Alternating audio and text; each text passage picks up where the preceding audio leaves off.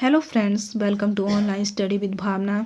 Friends, HP police exam की series है जिसमें हिंदी सेक्शन का ये पार्ट 2 है। इसमें हम स्वर, व्यंजन, सघोष, अघोष व्यंजन, अल्प प्राण और महाप्राण व्यंजनों से संबंधित महत्वपूर्ण प्रश्न डिस्कस करेंगे।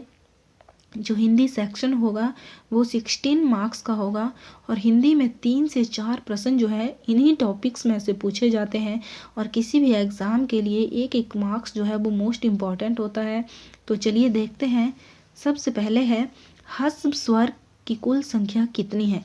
सबसे पहले जो हमारी हिंदी वर्णमाला है वो स्वर और व्यंजनों को मिलाकर बनी है, जिसमें से स्वरों की संख्या कितनी है, 11 है। अब यहाँ पूछा गया है कि ह्रस्व स्वरों की कुल संख्या कितनी है, तो ह्रस्व स्वरों की कुल संख्या है 4। वो 4 कौन कौन से हैं? अ, ई, उ और री, ये चारों ही ह्रस्व स्वर हैं। अब कई बार ऐसा होता है कि कोई वर्ण दे दिया जाता है और पूछा जाता है कि निम्न में से ह्रस्व स्वर कौन सा है, तो अ, ई, उ, री, ये चारों ही जो हैं ये ह्रस्व स्वर हैं। और बाकी जो बच गए जैसे आ, ई, उ, ए, ओ और औ, ये जो है ये दीर्घ स्वर है। इनकी संख्या 7 है। तो स्वर जो है एक ह्रस्व स्वरों की संख्या 4 है, ये चारों ही ह्रस्व स्वर है और ये 7 हैं, इन्हें दीर्घ स्वर कहते हैं। और टोटल कितने हुए? 11। जो स्वर हैं उनको तीन प्रकार के स्वर होते हैं, एक ह्रस्व स्वर, एक दीर्घ स्वर और एक होते हैं पलुत स्वर। लेकिन जो पलुत स्वर हैं उनका हिंदी में प्रयोग जो है वो ना के बराबर है, वो इस तरह से लिखे जाते हैं और इनका हिंदी में कोई यूज़ नहीं होता। तो हमें सिर्फ ह्रस्व स्वर और दीर्घ स्वर के बारे में जानकारी होनी चाहिए। ओके, नेक्स्ट है स्पर्श व्यंजनों की कुल संख्या कितनी है। हिंदी में 41 व्यंजन है, जिसमें से स्पर्श व्यंजनों की जो संख्या है वो 27 है। और वो 27 कौन कौन से हैं? क से लेकर म तक जितने भी वर्ण आते हैं, जैसे क, ख, ग, घ, क से लेकर म तक 25 वर्ण हैं। ये सभी जो हैं स्पर्श व्यंजन हैं। लेकिन हमने यहाँ बताया कि स्पर्श व्यंजनों की कुल संख्या कितनी है, 27 है। तो 25 तो हो गए क से लेकर म तक। बाकी दो कौन से हैं? बाकी दो हैं उत्क्षिप्त व्यंजन, एक ड और ढ।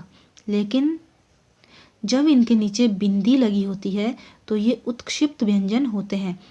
सिंपल ड और ढ इनसे अलग होते हैं, इनको हम ड और ढ पढ़ते हैं। लेकिन जब इनके नीचे बिंदी लगी होती है तो इनके पहले अ का उच्चारण होता है। जैसे इसको हम साउंड करेंगे, इसका उच्चारण कैसे होगा? अढ़। इसमें अ की साउंड पहले आती है। तो ये दोनों भी स्पर्श व्यंजन हैं। तो 25 + 2 हो गए 27। ओके, नेक्स्ट है निम्नलिखित में से एक वर्ण व्यंजन नहीं है, वह कौन सा वर्ण है? तो हमने 11 स्वर पढ़े और 41 व्यंजन है। तो यहाँ पे एक जो है स्वर है वो व्यंजन नहीं है, तो वो कौन सा है? वो है उ। अ से लेकर औ तक जो है स्वर हैं, तो यहाँ पे उ जो है वो व्यंजन नहीं है और क से लेके बाकी जो है वो व्यंजन है। नेक्स्ट है आगत व्यंजनों की कुल संख्या कितनी है। सबसे पहले हमें पता होना चाहिए कि आगत व्यंजन क्या होते हैं, कौन से हैं। हिंदी भाषा में जो दूसरी भाषा से लिए गए हैं, जैसे उर्दू, फारसी आदि जो भी भाषाएं हैं उनसे जो लिए गए हैं वो आगत व्यंजन है। और उनकी कुल संख्या कितनी है? उनकी कुल संख्या है 2। कौन से हैं वो आगत व्यंजन? मोस्ट रिपीटेड है एग्ज़ाम में ये, चाहे हिमाचल का कोई भी कॉम्पिटिटिव एग्ज़ाम हो, हिंदी सेक्शन सब में आता है। तो ये रिपीटेड है। आगत व्यंजनों की कुल संख्या कितनी है? 2।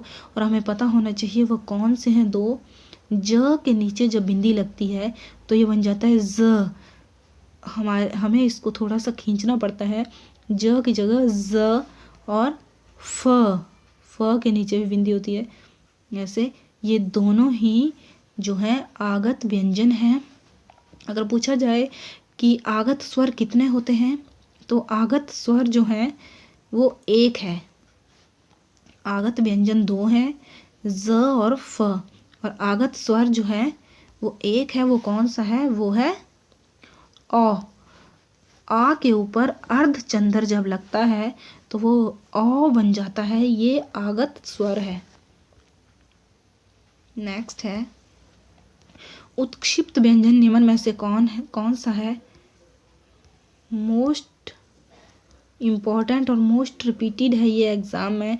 उत्क्षिप्त व्यंजन कौन सा है निम्न में? मैंने अभी डिस्कस किया कि ये ड और ढ जो है सिंपल है, लेकिन जब इनके नीचे बिंदी लग जाती है तो इनके उच्चारण जो है वो चेंज हो जाता है।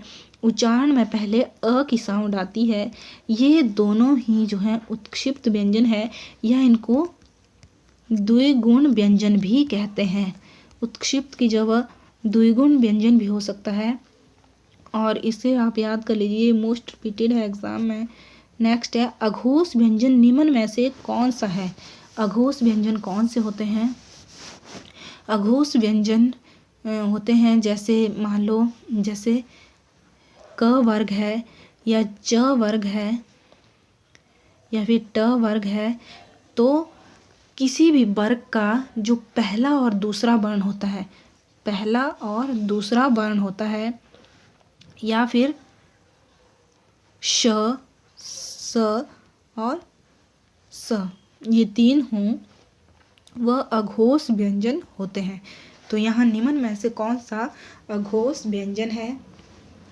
किसी भी वर्ग का, जैसे क, ख, ग, घ, अंग, इनमें से जो पहला और दूसरा वर्ण होगा वो अघोष व्यंजन होगा। क और ख ये दोनों ही अघोष होंगे। इसी तरह चाहे च वर्ग का है, जैसे च, छ, ज, झ, या ट, ठ, ड, ढ, तो इनमें से जो पहला और दूसरा वर्ण होगा क से लेके प वर्ग तक, इनमें से जो पहला और दूसरा जो वर्ण होगा वह अघोष व्यंजन होगा। तो यहाँ पे क जो है वो अघोष व्यंजन है, और इनके साथ ही श, श और स जो है ये अघोष व्यंजन है। ये तीनों भी स श्रेणी के जो तीन हैं, ये तीनों भी अघोष व्यंजन है।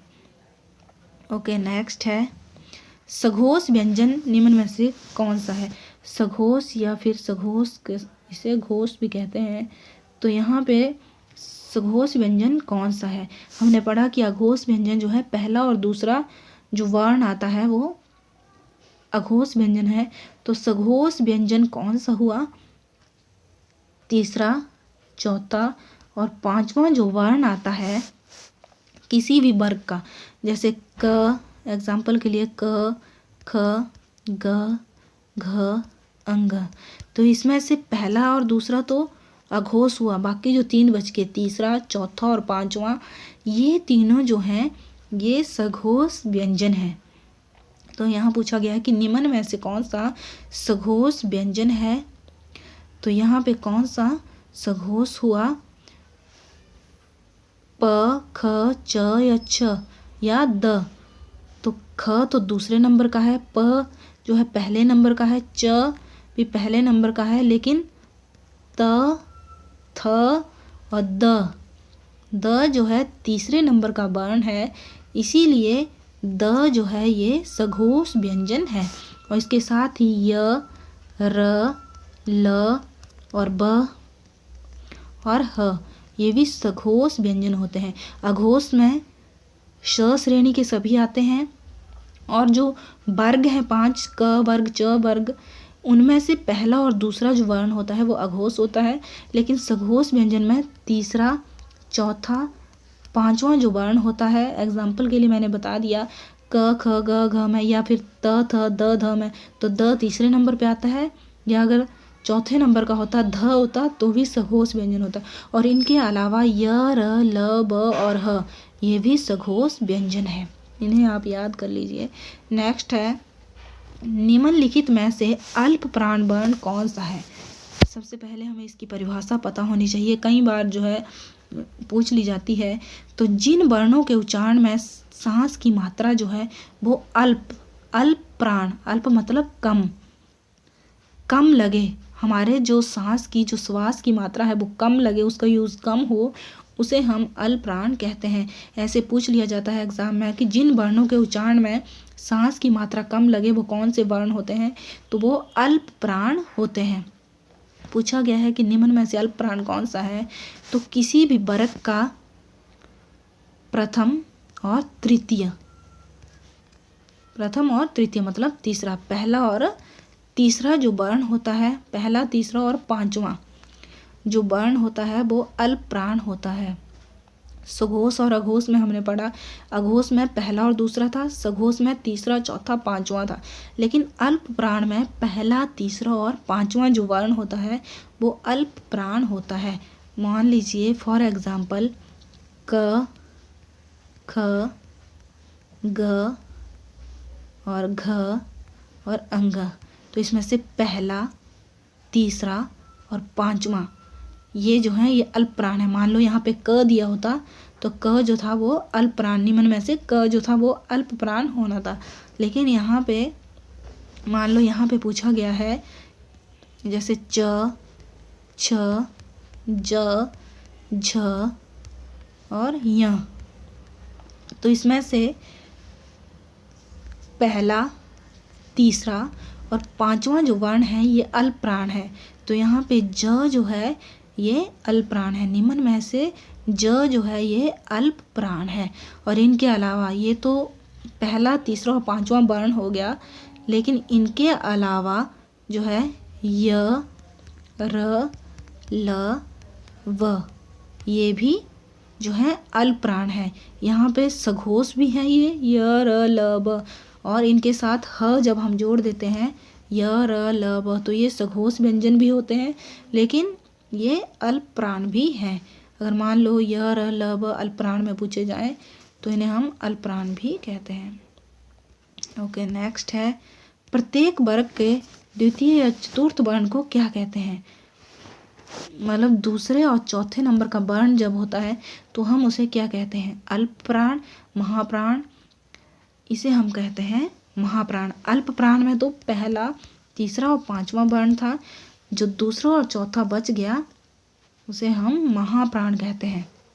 और महाप्राण किसे कहा जाता है, जिसमें जब जो श्वास की मात्रा है वो महा मतलब ज़्यादा लगे, सांस की मात्रा जब ज़्यादा यूज़ होती है जिन वर्णों के उच्चारण में, उसे महाप्राण कहते हैं। कई बार जो है ये परिभाषा ली जाती है एग्जाम में और पूछा जाता है कि जैसे जिनके उच्चारण में श्वास की मात्रा अधिक लगे वो कौन से वर्ण होते हैं, तो वो महाप्राण होते हैं। नेक्स्ट है पार्श्विक व्यंजन निम्न में से कौन सा है।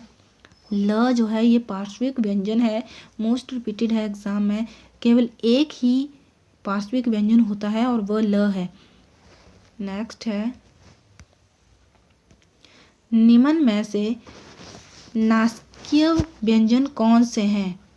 नासिकीय मतलब जो नाक से जिनका उच्चारण होता है, नासिका से जिनका उच्चारण होता है, वो कौन से वर्ण होते हैं, तो प्रत्येक वर्ग के पांचवें जो वर्ण होते हैं, प्रत्येक वर्ग, जैसे क वर्ग है, च वर्ग है, क में क, ख, ग, घ, अंग, तो पांचवा जो वर्ण है सब में वो जो है नासिकीय व्यंजन होते हैं। जैसे ये ग, ण, न, म, ये सभी जो है ये नासिकीय व्यंजन है।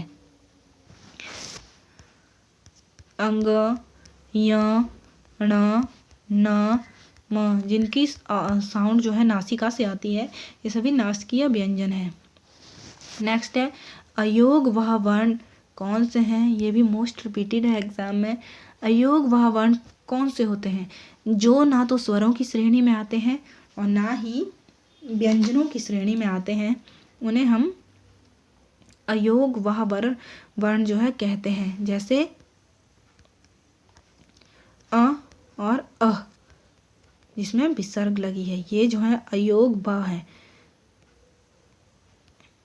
अ जो है ये अनुस्वार भी है और अ ये विसर्ग भी है, क्योंकि ना तो ये स्वरों में आते हैं ना ही ये व्यंजनों में आते हैं। ओके नेक्स्ट है निम्नलिखित में से विवृत स्वर कौन सा है। विवृत स्वर वे होते हैं जिसमें जब हम किसी वर्ण का उच्चारण करते हैं तो हमारा मुंह जो है वो खुला रहता है, जैसे आ जो है विवृत स्वर है। नेक्स्ट है क्ष कौन सा व्यंजन है।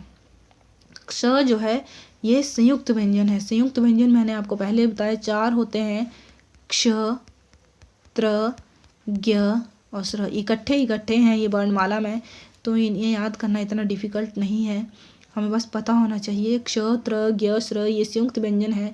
इनकी संख्या 4 होती है। कई बार एग्जाम में पूछा गया है कि संयुक्त व्यंजनों की संख्या कितनी होती है, तो 4 होती है। कौन कौन से हैं, क्ष, त्र, ज्ञ, श्र। ये भी मोस्ट रिपीटेड है एग्जाम में, बहुत सारे जो एचपी के कॉम्पिटिटिव एग्जाम है वहाँ ये पूछा गया है ये क्वेश्चन कि संयुक्त व्यंजनों की संख्या कितनी है, तो संयुक्त व्यंजनों की संख्या जो है वो 4 है। ओके नेक्स्ट, वृत्तमुखी स्वर कौन से होते हैं। वृत्तमुखी स्वर वे होते हैं जिनके उच्चारण में मुंह जो है वो गोलाकार हो जाता है, वृत्त की तरह हो जाता है।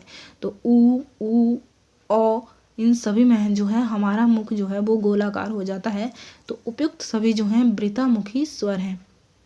फ्रेंड्स, स्वर, व्यंजन और अल्प प्राण, महाप्राण, सघोष, अघोष व्यंजनों से एग्ज़ाम में बहुत सारे जो क्वेश्चन हैं वो बनते हैं। तो इनके जो भी इनसे क्वेश्चन बनते हैं वो हमें सब पता होना चाहिए। इनके कुछ रूल्स होते हैं वो सब हमें पता होने चाहिए। मोस्ट इम्पॉर्टेंट है सभी क्वेश्चन एग्ज़ाम के लिए। अगर आपको आज की वीडियो अच्छी लगे तो वीडियो को लाइक करें और चैनल को सब्सक्राइब करें ताकि आपको आने वाली वीडियो की नोटिफिकेशन मिल सके। Thank you, keep watching.